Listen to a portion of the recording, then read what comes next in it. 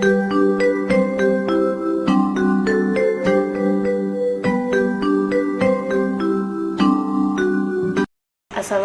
warahmatullahi wabarakatuh. Apa kabar semuanya? Mudah-mudahan selalu sehat dalam lindungan Allah Subhanahu wa ta'ala. Materi kali ini kita akan membahas tentang beragamnya flora dan fauna di Indonesia. Indonesia sangat kaya dengan keragaman flora dan fauna. Keragaman hayati Indonesia bahkan termasuk 3 besar dunia, bersama dengan Brazil di Amerika Selatan dan Zaire di Afrika. Jumlah spesies tumbuhan di Indonesia mencapai 8.000 yang sudah teridentifikasi, dan jumlah spesies hewan mencapai 2.215, terdiri atas burung, reptil, mamalia, dan kupu-kupu.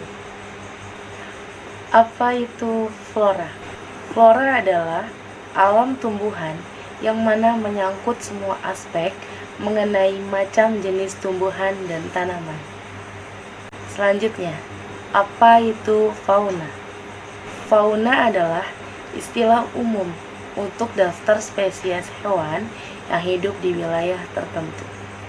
Faktor yang menyebabkan kaya dan beragamnya flora dan fauna di Indonesia, seperti air, tanah, iklim, bahkan manusia.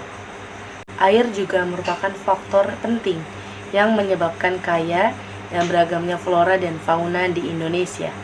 Perannya dapat menyerap, melarutkan, dan membawa makanan yang dibutuhkan tumbuhan sangat penting bagi hidup tumbuhan.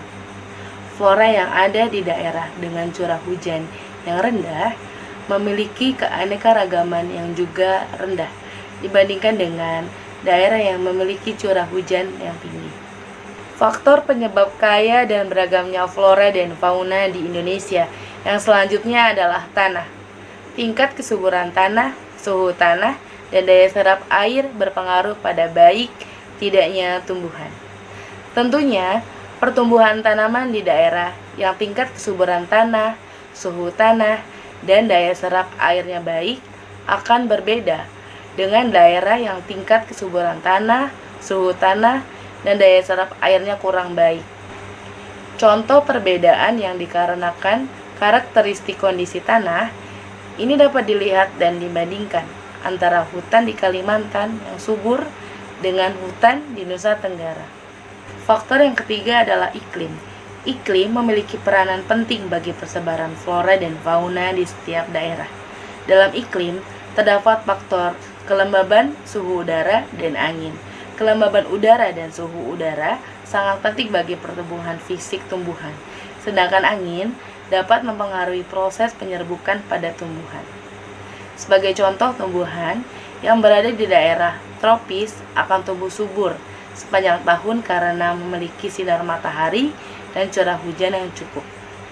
Jika tumbuhan yang hidup dengan baik di suatu daerah, maka akan memancing hewan-hewan untuk datang, karena tumbuhan merupakan bahan makanan yang penting bagi sebagian besar hewan.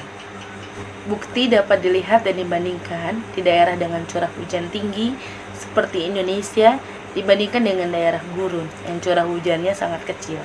Keanekaragaman flora dan fauna di Indonesia jauh lebih banyak dibandingkan dengan keanekaragaman flora dan fauna di daerah gurun.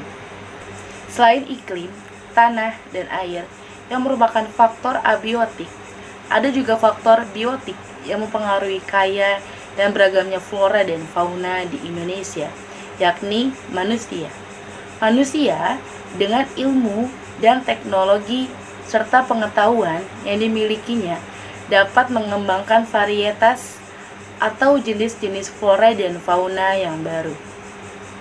Begitu juga dengan tingkat mobilitasnya atau pergerakannya, manusia bisa membawa dan menyebarkan flora dan fauna dari daerah satu dengan yang lainnya.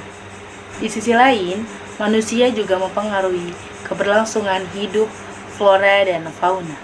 Pembangunan rumah, pembukaan lahan, penebangan besar-besaran, pemburuan liar, serta pencemaran lingkungan adalah contoh perilaku dan sikap manusia yang bisa mengancam keberadaan dan keberlangsungan hidup flora dan fauna. Faktor biotik selain manusia adalah hewan dan tumbuhan itu sendiri. Hewan dan tumbuhan juga dapat mempengaruhi keragaman flora dan fauna. Misalnya, dilihat dari rantai makanan dan sistem penyerbukannya. Terima kasih semuanya. Semoga bermanfaat. Wassalamualaikum warahmatullahi wabarakatuh.